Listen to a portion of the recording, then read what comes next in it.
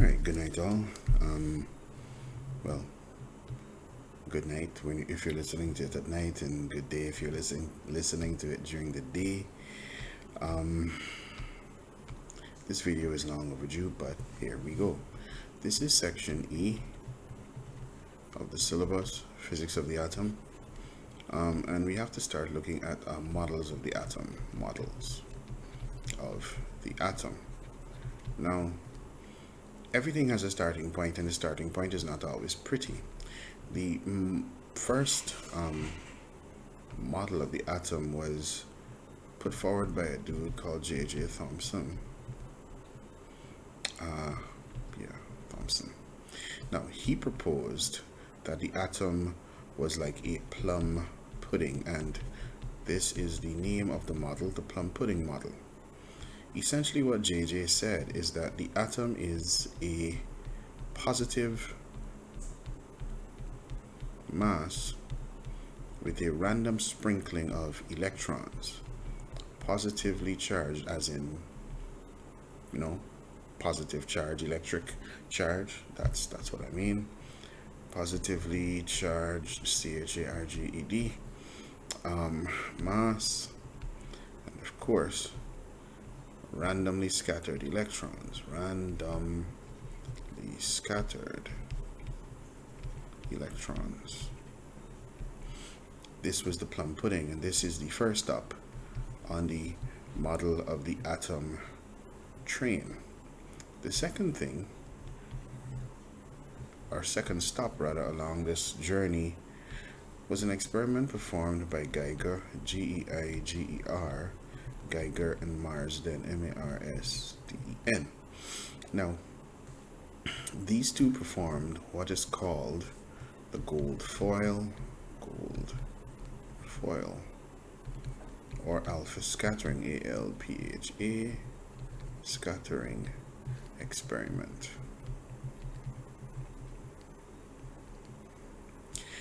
The aim of this experiment was to test JJ's model. They basically set up, that's a horrible circle. They set up an experiment that looked, something like this. This is the standard issue diagram for this experiment. They set up the apparatus and set out to test to see if JJ was right in the first place. Now, you can come up with a theory, but your theory must be able to withstand some form of testing. So this experiment was supposed to be fairly straightforward and simple. What they did, this is a microscope, I believe, COPE. This is a phosphorus, PHOURES, CENT, phosphorescent surface. This is a thin sheet of gold foil. And this is a source of alpha, ALPHA, alpha particles. Now, the idea behind this experiment was fairly straightforward. These alpha particles would travel in this direction towards the gold foil. And this microscope on this side of this phosphorescent screen would allow them to be able to detect where the alpha particles struck the phosphorescent surface. Now, this experiment was done and the following results were obtained. The results were RESULTS. Around 99%, approximately 99% of all alpha particles, PARTICLES, passed straight, STRAIGHT, straight through the foil.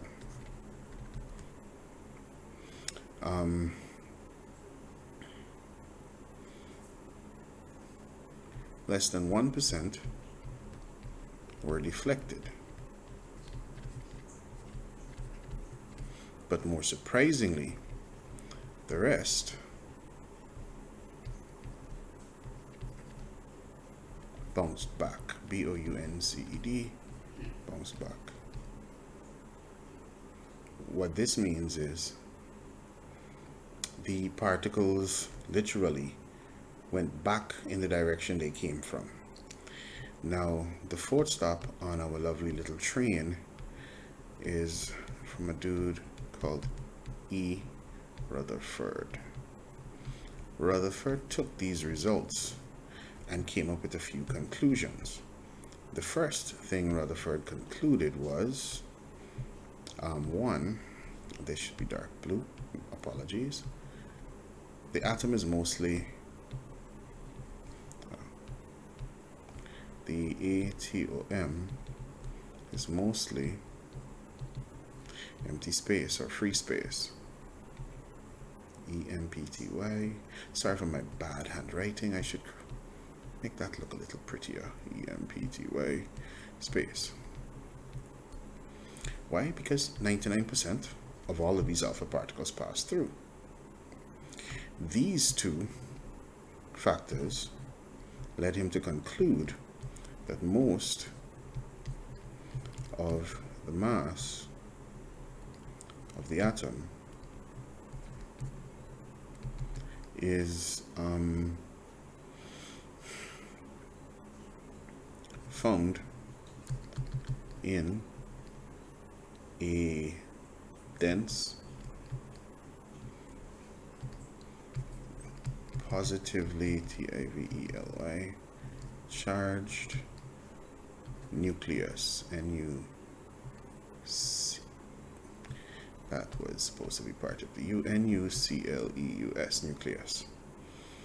And this led Rutherford to make the planetary model.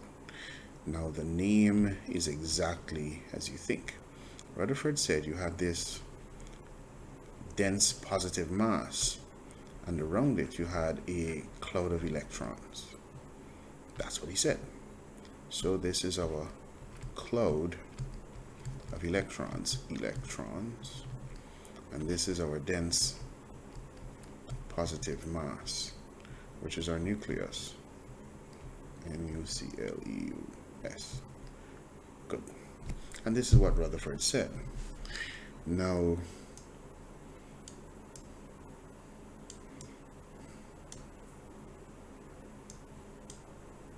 I miscounted. I just realized I miscounted. Rutherford is not the fourth stop. Rutherford is the third. Mr. Rutherford, I do apologize for putting you one rung lower on this good old ladder. But anyways, the fourth stop came from good old Mr. Bohr.